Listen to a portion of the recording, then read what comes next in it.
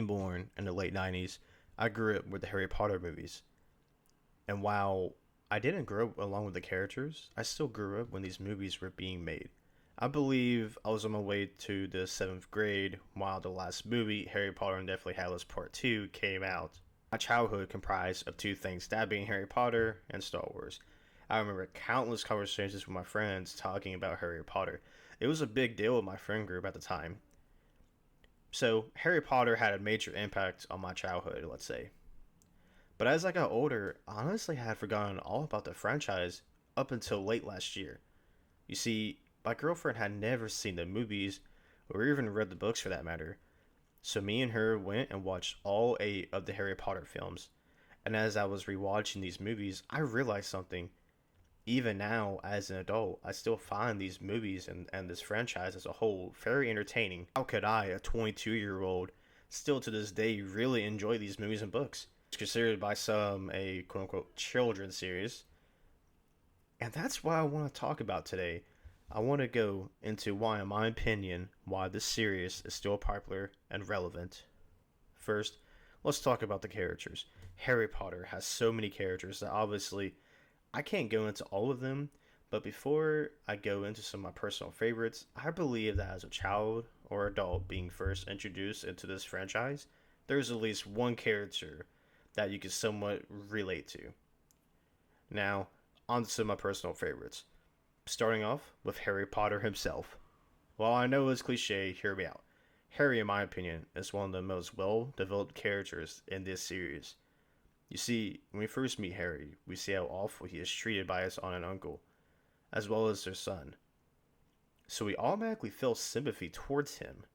Real quick, just check out what my man's is wearing. I'd be crying if I look like that too, bro. That's fucked up what they be doing to y'all. As Harry learns he is a wizard, he is conflicted whether or not he should go with Hagrid or stay in the Muggle world. Just as Luke Skywalker in Star Wars was hesitant on going with Obi-Wan after his aunt and uncle died. Now you might be thinking, how the hell does Luke Skywalker and Harry Potter have any resemblance to each other? Well, you see, both characters have concepts from the hero's journey, which is a fairly popular way of storytelling. Both characters in the beginning have doubts about leaving their normal lives. Now, I know there are many other resemblances they share whenever it comes to the hero's journey, but that was just one example. What I'm trying to say is that J.K. Rowling used the hero's journey perfectly with Harry Potter. Harry also serves as a really good intro into the Wizarding World, as we experience new things with the Wizarding World with him. We are learning at the same pace as him. Harry's personal arc is really great as well. He goes from a young boy that is scared, unsure of himself, to a man who, no matter what, will always step up and save the day. We see this throughout the entire series. Him stopping Voldemort from coming back to life in the Philosopher's Stone, when he kills the Basilisks in the Chamber of Secrets, at the end of the Prisoner of Azkaban when he realizes no one is going to save him in series, and in the Goblet of Fire, he is at first scared to face Voldemort, but he gathers the courage to stand up to him. I just like how brave Harry is in this series. I could go on and on about Harry, but now let's talk about Tom Riddle, better known as Lord Voldemort.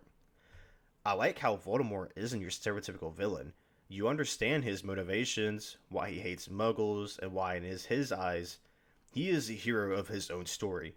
You see, Voldemort can't feel or know love, as he was born while his father, a muggle, or someone like you and I, was under the influence of a love potion.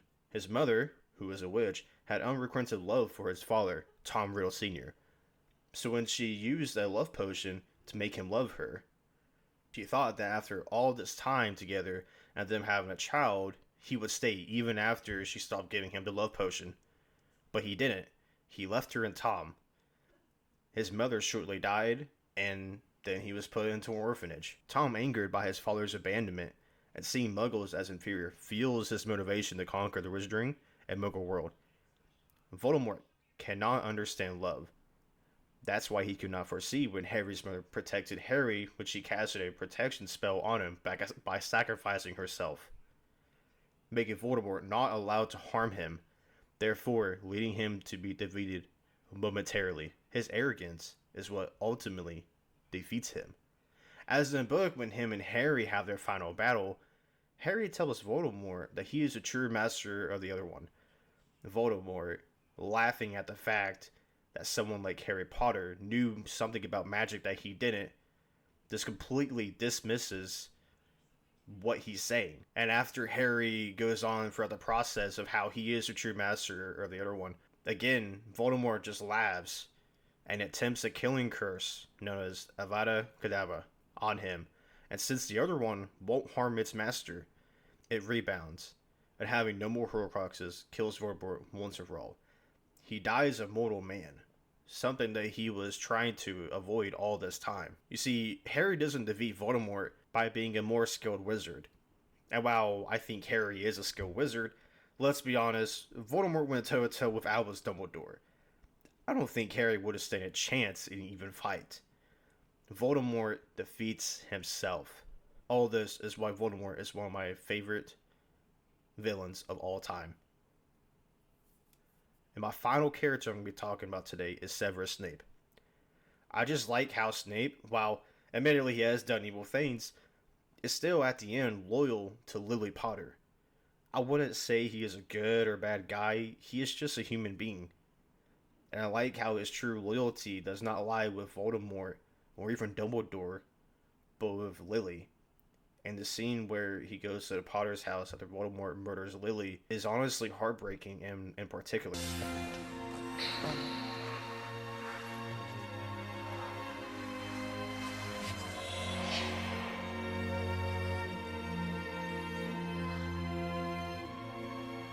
Lily? After all this time? Always. Now let's move on to my final point. I think another reason why the franchise is popular and still relevant is because of the real-world aspects that J.K. Rowling used in the Wizarding World. You see, Harry soon realizes that the Muggle world and the Wizarding World are more alike than you might think. In the Wizarding World, there is prejudice, with some pureblood wizards believing they are superior to half-bloods and Muggleborns. Both the Dementors represent the oppression and Voldemort's resemblance to Adolf Hitler. See, both hated their ancestry. Voldemort with his Muggle ancestry and Hitler with his Jewish ancestry, leading to the both of them wanting to wipe out that specific portion. Therefore, Adolf Hitler and Lord Voldemort were both what they spouted to hate, and were not the quote-unquote pure example that they both held up as the pinnacle ideal. There are other similarities, but I want to point out this scene in particular. The scene you're about to see, this Mad-Eye movie giving the students a lesson on the 3 unforgivable curses. Particularly the Imperious Curse. Scores of witches and wizards have claimed that they only did you-know-who's bidding under the influence of the Imperious Curse. But here's the rub. How do we sort out the liars? You see, many of Voldemort's followers claimed that they were under the influence of the Imperious Curse after his disappearance. Just like how many Nazis claimed they were just quote-unquote following orders from their superiors in the Nuremberg trials, which led to the influence of experiments of the obedience to authority figures, such as the Simulacrum experiment. All of these reasons that I just stated, all of these points that I just stated, is why I believe this franchise continues to hold up and will hold up. Well, that's all I have to say. If you haven't watched the movies or read the books, I really encourage you to do so. I think this is one of the only franchises where you can watch all 8 movies in a row and enjoy all of them to a certain extent. I mean, what other franchise can do that? Star Wars? Yeah, no. Anyways, I hope you all enjoyed. I know it's different from the content we usually make. Thanks for watching.